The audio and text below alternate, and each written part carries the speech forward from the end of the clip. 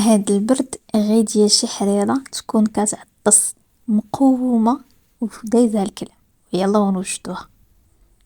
عندي هنايا خديت الكوكوط ديالي، درت فيها واحد البصلة مشلضة، عندي شوية ديال القزبور، معدنوس، الكرافس مقطعين، هادو العواد ديال الكرافس، وشي دقيقات ديال اللحم كيبقاو اختياريين، الا بغيتو ديروهم ديروهم، ما بغيتوش ماشي مشكل، يعني ماشي كيعطيو غير البنة وصافي، ولا العظام ولا كيعطيو غير البنة.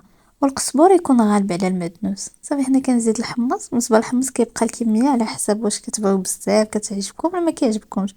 سكينجبير درت 2 معالق، الحريره كتبغي سكينجبير، البزار غير شويه، الحريره ما كتبغيش تجي حاره. ديروا شويه ديال التحميره ولا الشاونيه ولا التحميره، شويه ديال الخرقوم والملحه بزيت، لان انا غادي نزيدو الماء. صافي والزيت غير نقيطه ديال الزيت، لان فيها هذا الغنمي، وغادي ندير شويه ديال السمن. هنا رويت وغادي نسد عليها ونخليها حتى طيب ديك الحمص وديك الحيمات، وعاد غادي نحل عليها باش ندور. هنايا التدويره اللي كنقولوا لها التدويره باش ندوروا الحريره، طحين والماء. كاين اللي كيدور بالدقيق الكامل، كاين كل واحد اش كيدير. انا درت الدقيق الابيض مع الماء، عينك ميزانك. عندنا الشعريه، العدس اللي رطبته في الماء طايب، وهذه مطيشه اللي انا كنطيبها وكنديرها في الكونجيلاتور، كتنفعني ملي كنبغيها كنلقاها. والسمن، هادو ب4 غادي ولا 5 غادي نحتاجهم في التدويره ديال الحرير. بعد ما حليت عليها ولقيت الحمص طايب ودوك الحيمات طايبين، صافي دابا غادي نبدا كنوجد نكملها. هنايا غنزيد عليها ديك مطيشه. الا ما كانش عندكم غادي ترميو معاها مطيشه كركوب طيب معاها، ومنين طيب حيدوها وطحنوها عاد زيدوا عليها. حتى هادي راه كندير هاد القضيه. واللي ما عندوش كاع يدير لاصوص طوماط، كتباع ديك الكولي الطوماط.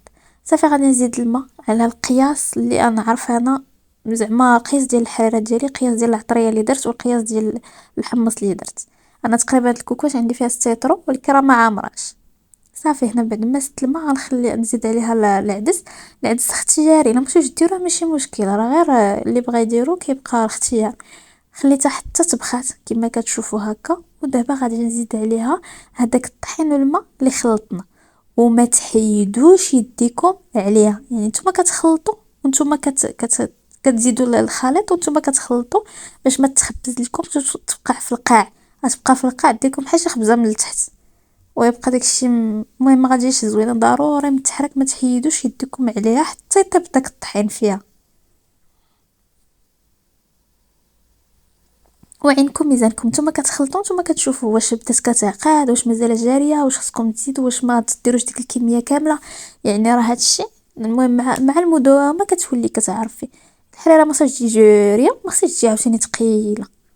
صافي بعد ما كتحسي بان الطحين صافي طاب ما بقاش خضر، كما كيبان لكم ديك الكشكوشه اللي كتكون في الجناب كتولي بحال احمر، كتبقاش ديك البيضه نهائيا. في هذه المرحله عاد غادي نزيد الشعريه. شعرية اي نوع ديال الشعريه، انا كندير شعريه رقيقه. ديروا حتى الشعريه ديال السفه كتجي فيها زوينه، كتجي رقيقه وما كتجيش مخبزه. مصطلحات. اخر حاجه غندير واحد المعلقه ديال السمن، كيجي فيها فن بنين.